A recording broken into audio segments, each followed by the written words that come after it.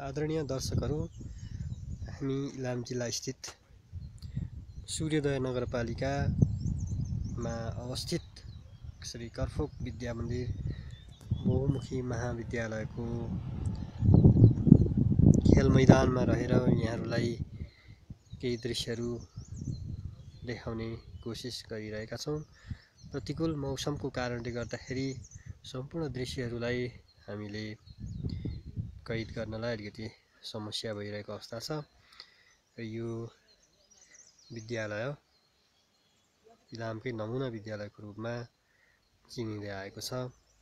प्रशस्त भौतिक सम्पत्तिले भरिपूर्ण यो विद्यालय पूर्वाञ्चलमै पहिलो उच्च माध्यमिक शिक्षा परिषदद्वारा कक्षा 11-12 को कक्षा सञ्चालन गर्ने विद्यालय पनि रहेको यहाँलाई जानकारी गराउँछु।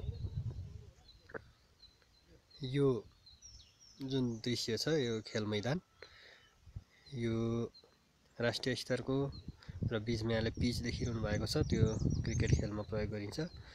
र एउटा सानो मिनी फुटबलको लागि पनि एउटा चौर उपलब्ध छ। यसमा चाहिँ साना खेलहरू आयोजना गरिन्छन्। आदरणीय दर्शकहरू, हस्त यो संक्षिप्त जानकारीसँगै यहाँहरूबाट छुट्टिने अनुमति चाहन्छु। धन्यवाद।